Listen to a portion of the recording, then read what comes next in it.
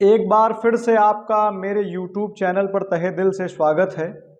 और आज हम एक नई योजना के साथ आपके पास उपस्थित हुए हैं। उत्तर प्रदेश होमगार्ड्स भर्ती परीक्षा वर्ष 2025 का विज्ञापन जो है जारी हो गया है।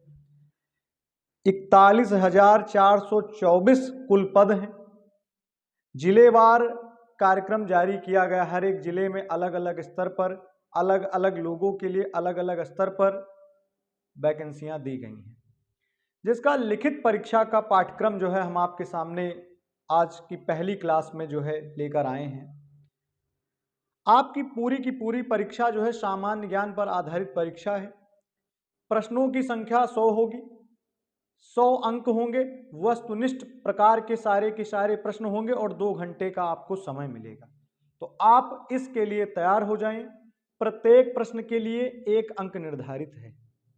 अगर आपके अंदर जीतने का जज्बा है, अगर आप जीतना चाहते हैं, तो इस पाठ्यक्रम के लिए हमारे YouTube चैनल से जुड़ जाइए और पढ़ाई करिए और निश्चित रूप से जो है आप सफल हो जाएंगे। क्योंकि हमारे इस YouTube चैनल के माध्यम से आपको होमगार्ड भर्ती परीक्षा की पूरी तैयारी, 100% तैयारी पूरी फ्री में कराई जाएगी। तो आप तैयार हो जाइए। अगर आपने अभी तक हमारे चैनल को सब्सक्राइब नहीं किया है तो सब्सक्राइब कर लीजिए, अपने दोस्तों के पास शेयर कर दीजिए, क्योंकि उत्तर प्रदेश होमगार्ड्स भर्ती का विज्ञापन आ गया है और हम सारे लोग पढ़ने के लिए अब तैयार हो चुके हैं। आगे बढ़ते हैं। आज की जो हमारी क्लास है, आज की क्लास में हम सिलेबस को डिस्कस करेंगे कि हमें क्या क्या पढ़ना है, क्या क्या जरूरी है। क्योंकि किसी भी परीक्षा की तैयारी करने के लिए सबसे पहली जो सीढ़ी होती है वो होती है कि परीक्षा का सिलेबस क्या है, हमें पढ़ना क्या है। हमें पता नहीं रहता हम कहाँ से पढ़ें, क्या तैयार करें, कैसे क्या करें। लेकिन सबसे पहले क्या है, आप सिलेबस को तैयार करेंगे। सिलेबस जब आप तैयार करेंगे तो आपको टॉपिक्स पता रहेंगे, हमें टॉपिक्स में क्या क्या पढ़ना है, क्या क्या हमारे लिए इंपॉर्टेंट है और क्या क्या नहीं इंपॉर्टेंट है। कभी कभी क्या होता है, हम जब सिलेबस हमारे पास नहीं होता है तो हम जल्दबाजी में कुछ भी पढ़ते रहते, बाद में हम देखते हैं कि परीक्षा में ये क्वेश्चन तो आया ही नहीं, हमने पढ़ लिया। बाद में सिलेबस देखते हैं तो पता चलता है कि ये तो सिलेबस में था नहीं। तो सबसे पहले किसी भी परीक्षा की तैयारी करने के लिए सबसे बेहतर होता है कि उसका जो सिलेबस है उसको अपने पास नोट कर लेना और उसके बाद उसको पार्टों में बांट देना और उसके हिसाब से तैयारी करना। तो आज की क्लास का हमारा यही मकसद है कि सबसे पहले हम सिलेबस को जानें। सामान्य ज्ञान की परीक्षा होनी है, उसमें क्या क्या आएगा, सामान्य ज्ञान आएगा, सामान्य विज्ञान आएगा, भारत का इतिहास आएगा, भारतीय संविधान आएगा, भारतीय अर्थव्यवस्था एवं संस्कृत के बारे में पूछा जाएगा, भारतीय कृषि के बारे में पूछा जाएगा, इंडियन एग्रीकल्चर के बारे में, वाणिज्य एवं व्यापार के बारे में, बिजनेस के बारे में पूछा जाएगा, जनसंख्या क्या है भारत की उससे रिलेटेड उत्तर प्रदेश से भी पूछे जाएंगे, पर्यावरण पूछा जाएगा एवं नगरीकरण के बारे में पूछा जाएगा, भारत का भूगोल पूछा जाएगा और साथ साथ उत्तर प्रदेश का तो भूगोल आपको तैयार ही करना है।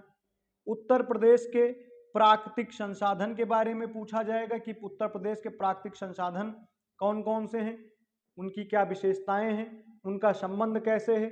उत्तर प्रदेश की शिक्षा, संस्कृत और सामाजिक प्रथाओं के संबंध में विशिष्ट जानकारी होनी चाहिए। उत्तर प्रदेश में आयोजित प्रमुख मेले, जो बहुत फेमस मेले होते हैं उनको, एवं स्थानीय त्योहार, खेल, पुरस्कार एवं उपलब्धियां, क्या क्या उपलब्धियां प्राप्त हुई, उन सब के बारे में हम जानकारी प्राप्त करेंगे।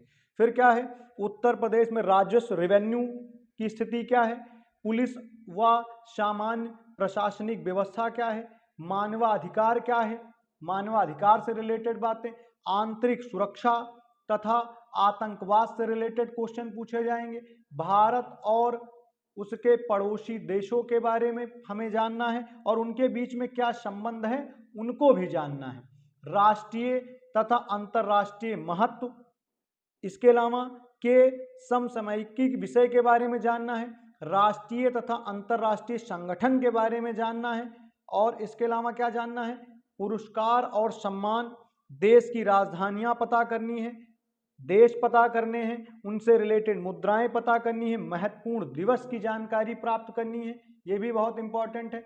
अनुसंधान एवं खोज, कौन कौन से अनुसंधान हैं, खोजकर्ताओं के नाम पता करने हैं, पुस्तक और उनके लेखक, सोशल मीडिया कम्युनिकेशंस के बारे में जानना है, सोशल मीडिया के बारे में जानना है क्या क्या है, उत्तर प्रदेश शासन द्वारा संचालित कल्याणकारी एवं जनमुखी योजनाओं के बारे में जानना है, और महिला सशक्तिकरण आत्मनिर्भरता के बारे में जानना है, एवं औद्योगिक विकास के प्रयास क्या चल रहे हैं उनके बारे में, और प्राकृतिक घटनाएं, महत्वपूर्ण सम्मेलन, समारोह, इन सारी चीज़ों को जो है हमें तैयार करना है। और हमारे पास समय जो है वो बहुत कम है।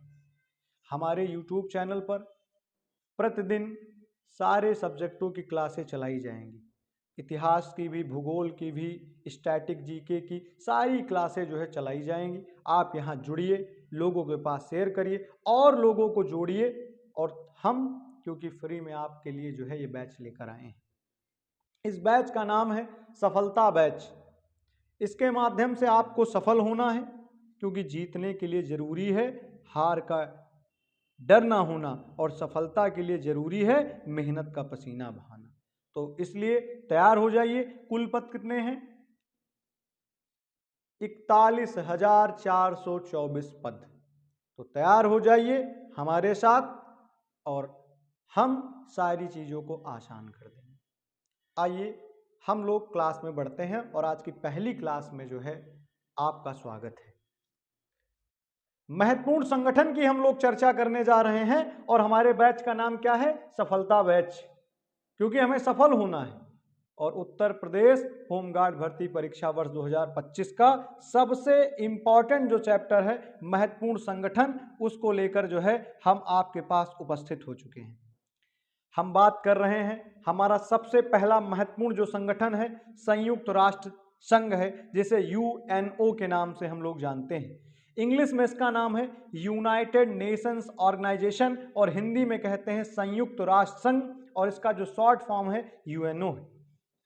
आपको पता होगा यूएनओ जो है एक अंतरराष्ट्रीय संगठन है जिसका उद्देश्य क्या है? विश्व शांति और सुरक्षा को बढ़ावा देना। यूएनओ की स्थापना के पहले कुछ चीजें हैं महत्वपूर्ण, उनको भी समझते हैं। प्रथम विश्व युद्ध 1914 से 1918 तक प्रथम विश्व युद्ध हुआ। विश्व युद्ध के बाद, क्योंकि संयुक्त राष्ट्र संघ का काम है सुरक्षा और विश्व शांति बनाए रखना, हुआ क्या? वैश्विक शांति के लिए जो है सबसे पहले लीग ऑफ नेशन राष्ट्र संघ का गठन हुआ 10 जनवरी 1920 को। उसका हेडक्वार्टर जिनेवा में बनाया गया। लेकिन जब द्वितीय विश्व युद्ध हुआ, द्वितीय विश्व युद्ध कब हुआ? 1939 से 1945। उस युद्ध के बाद जो है हम लोगों ने यूएनओ की स्थापना जो है की गई। और यूएनओ की स्थापना कब हुई? 24 अक्टूबर 1945 को जो है यूएनओ की स्थापना कब हुई? तो यूएनओ की स्थापना जो है वो कब हुई? तो यूएनओ जो है यूएनओ की स्थापना कब हुई? 24 अक्टूबर 1945 को जो है यूएनओ की स्थापना हुई। और यूएनओ अधिकार पत्र पर 50 देशों के हस्ताक्षर होने के साथ जो है इसकी स्थापना हुई। 50 देश जो हैं इसमें जनप्रतिनिधियों के माध्यम से जो है वो जुड़े, और इसकी स्थापना 24 अक्टूबर 1945 को हुई यूएनओ की। अगर आपसे पूछा जाए लीग ऑफ नेशंस राष्ट्र संघ का गठन कब हुआ, तो 10 जनवरी 1920 को हुआ। ये प्रथम विश्व युद्ध के बाद शांति बनाने के लिए इसकी स्थापना हुई। लेकिन बाद में जब द्वितीय विश्व युद्ध हुआ तो उसके बाद जो है यूएनओ को जो है स्थापित किया गया, और इसकी स्थापना जो है 24 अक्टूबर 1945 को ये यूएनओ की स्थापना है। 50 देश शामिल हुए, भारत भी इस देशों के साथ शामिल हुआ। 50 देशों के साथ जो है भारत भी शामिल हुआ। इसमें 51 देश के रूप में पोलैंड को भी शामिल किया गया, संस्थापक सदस्य वो भी बना इसका। और इसको नाम किसने दिया? अगर नाम की बात आएगी तो नाम किसने दिया था? फ्रैंकलिन डी रूजवेल्ट, राष्ट्रपति थे यूएसए के, उन्होंने इसको नाम दिया। और नाम देने के बाद हम आगे बढ़ते हैं। द्वितीय विश्व युद्ध कब से कब हुआ? 1939 से 1945। और बाद में इसकी स्थापना हुई किसके लिए? शांति के लिए, विश्व शांति के लिए, सुरक्षा को बढ़ावा देने के लिए इसकी स्थापना की गई। तो प्रथम विश्व युद्ध कब हुआ? 1914 से 1918। और प्रथम विश्व युद्ध के बाद वैश्विक शांति के लिए हम लोगों ने लीग ऑफ नेशंस की स्थापना की। राष्ट्रसंघ जिसे कहा 10 जनवरी 1920 को हेडक्वार्टर उसका जिनेवा में बनाया गया, लेकिन उससे काम नहीं चला, दोबारा से द्वितीय विश्व युद्ध हुआ। द्वितीय विश्व युद्ध 1939 से 1945 तक द्वितीय विश्व युद्ध हुआ, हमने पढ़ा द्वितीय विश्व युद्ध 1939 से 1945 तक हुआ। उससे जब काम नहीं हुआ तो फ्रैंकलिन डी रूजवेल्ट ने एक यूएनओ नाम इसको दिया और इसकी स्थापना 24 अक्टूबर 1945 को 50 देश जो है इसके साथ जुड़े, हस्ताक्षर हुआ और इसकी स्थापना की गई। और 51 देश के रूप में जो है पोलैंड जो है इसके साथ जो है वो भी जुड़ गया, इसी में शामिल हो गया। अगर क्वेश्चन पूछा जाता है यूएन का वर्तमान सदस्य संख्या कितनी है, तो 193 सदस्य जो है इसमें इस समय काम कर रहे हैं। और इसका मुख्यालय कहां पर है? न्यूयॉर्क में मैनहट्टन द्वीप, एक द्वीप है, आइसलैंड है वहां।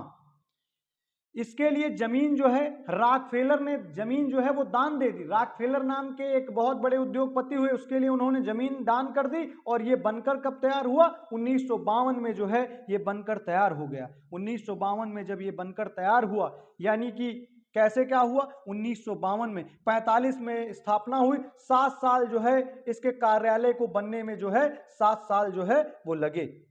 उसके आगे हम लोग बढ़ते हैं। संयुक्त राष्ट्र संघ के ध्वज के दोनों तरफ पर जैतून की पत्तियां हैं। जैतून की ऐसे पत्तियां होती हैं जैसे आप लोगों ने आंवला देखा होगा, ठीक उसी प्रकार जैतून की ऐसे ऐसे पत्तियां बनी हुई हैं दोनों तरफ, और बीच में जो है वो क्या है? बीच में ग्लोब है, जैसे ग्लोब को हम लोग विश्व का मानचित्र कहते हैं वो है। और 20 अक्टूबर 1947 को यह ध्वज संयुक्त राष्ट्र संघ का जो है वो प्रतीक बना, यानी स्थापना के 2 वर्ष के बाद जो है ये संयुक्त राष्ट्र संघ के प्रतीक के रूप में जो है काम करने लगा। यानी इसके दोनों तरफ पत्तियां हैं जैतून की और बीच में जो है वो ग्लोब है। अच्छा, किसी भी अगर आप इंटरनेशनल ऑर्गेनाइजेशन को पढ़ रहे हैं तो कुछ महत्वपूर्ण बातें भी ध्यान में रखनी। मुख्य बिंदु क्या है? आपको क्या क्या पता होना चाहिए उससे रिलेटेड। तो आपको क्या क्या पता होना चाहिए उस संगठन के बारे में कि वो संगठन कौन सा है, यूएनओ है, उसके बारे में पता होना चाहिए। स्थापना वर्ष उसका पता होना चाहिए, उसका हेडक्वार्टर कहाँ है वो पता होना चाहिए, साथ में उसके सदस्य की संख्या और उसका हेडक्वार्टर कहाँ है। इन सारी चीजों के बारे में आपको पता होना चाहिए। ये सबसे महत्वपूर्ण बिंदु हैं। किसी भी परीक्षा में अगर पूछा जाएगा संगठन के बारे में, संगठन का फुल फॉर्म बता दीजिए, स्थापना वर्ष बताइए, हेडक्वार्टर बताइए, सदस्य संख्या बताइए, ये बहुत इंपॉर्टेंट है। आइए हम लोग जो है आगे बढ़ते हैं और समझने की कोशिश करते हैं। संयुक्त राष्ट्र की भाषाएं कौन कौन सी हैं? अंग्रेजी और फ्रेंच। अन्य भाषाएं भी हैं, चीनी को भी जोड़ा गया, अरबी को भी, रशियन को भी, स्पेनिश को भी जोड़ा गया है। और संयुक्त राष्ट्र संघ के प्रमुख अंग पूछे जाते हैं। संयुक्त राष्ट्र संघ के प्रमुख अंग कौन से हैं? तो कितने अंग हैं? 6 अंग हैं। संयुक्त राष्ट्र संघ के प्रमुख 6 अंग हैं। कौन कौन से? महासभा है, सुरक्षा परिषद है, आर्थिक व सामाजिक परिषद है, और उसके बाद क्या है? पर्यावरण परिषद, अंतरराष्ट्रीय न्यायालय और सचिवालय। इनका सबका हेडक्वार्टर कहाँ स्थित है? न्यूयॉर्क में। अगर इंटरनेशनल हेडक्वार्टर पूछा जाए तो हैग, और हैग कहां पर है? नीदरलैंड में है। तो अगर पूछा जाए संयुक्त राष्ट्र संघ के प्रमुख अंग कितने हैं तो आपको क्या बताना है? 6 तुरंत टिक कर देना। कौन कौन से अंग हैं? महासभा, सुरक्षा परिषद, आर्थिक व सामाजिक परिषद, पर्यावरण परिषद, अंतरराष्ट्रीय न्यायालय, सचिवालय। और इनका हेडक्वार्टर पूछा जाए तो न्यूयॉर्क में। अगर इनका सबका अंतरराष्ट्रीय हेडक्वार्टर पूछा जाए तो आप क्या बताएंगे? हैग, और उस कहां पर पड़ता है? नीदरलैंड में पड़ता है। महासभा की अगर हम लोग बात करें, महासभा का वर्ग क्या है? अगर हम सारे लोग महासभा की बात करें तो महासभा का वर्ग क्या है? महासभा का काम है यूएनओ का मुख्य निर्णय लेने वाला अंग है। ये सारा क्या होता है? महासभा का काम क्या है? निर्णय लेना। फिर सुरक्षा परिषद का काम क्या है? दूसरे नंबर पे बात आती है सुरक्षा परिषद। सुरक्षा परिषद का काम क्या है? सुरक्षा परिषद का काम है विश्व शांति, जो विश्व की जो शांति है और सुरक्षा के लिए जो है ये जिम्मेदारी लेती है। सुरक्षा की जिम्मेदारी जो है वो सुरक्षा परिषद के पास दी गई है।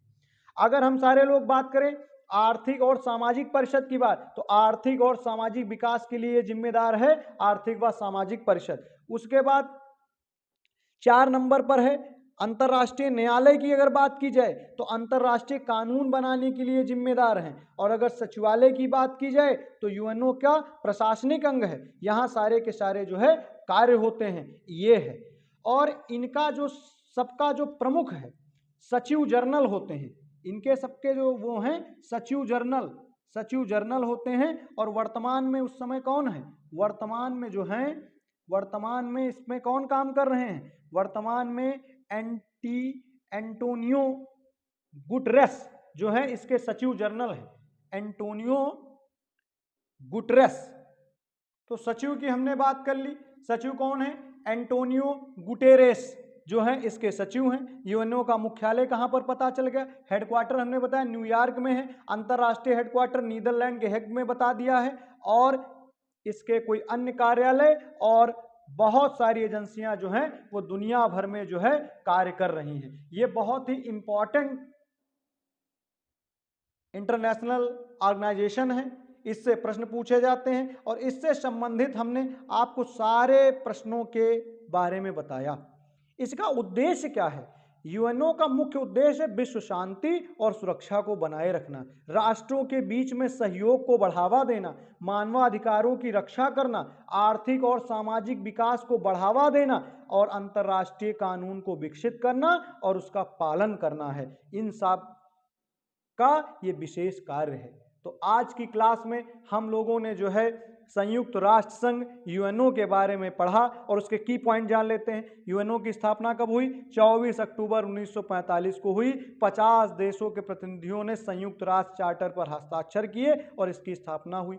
हेडक्वार्टर कहाँ गया, न्यूयॉर्क में गया। सचिव जनरल कौन है, एंटोनियो गुटेरेस हैं। अगर इसके प्रमुख अंग कौन कौन से, 6 अंग हैं, महासभा, सुरक्षा परिषद, आर्थिक व सामाजिक परिषद, प्रयांस परिषद, अंतर्राष्ट्रीय न्यायालय, सचिवालय। और इसका इंटरनेशनल हेडक्वार्टर कहाँ स्थित है, हैग, और वो कहाँ पर है, नीदरलैंड में। संयुक्त राष्ट्र की भाषाओं के बारे में बताया, चीन और फ्रेंच, अन्य भाषाएं भी शामिल हैं, चीनी है, अरबी है, रशियन है, स्पेनिश है। ये सारे जो है इसके महत्वपूर्ण बिंदु थे। ये उत्तर प्रदेश होमगार्ड भर्ती से संबंधित बहुत सी विशेष जो है ये पाठ्यक्रम में जो है बहुत विशेष चीज़ों को जोड़ा गया है। आप इनकी तैयारी करिए और आगे की वीडियो के लिए हमारे चैनल पर बने रहिए। हम बहुत जल्द एक नई वीडियो के साथ आपके पास आएंगे। आपका दिन मंगलमय हो। आपका बहुत बहुत धन्यवाद।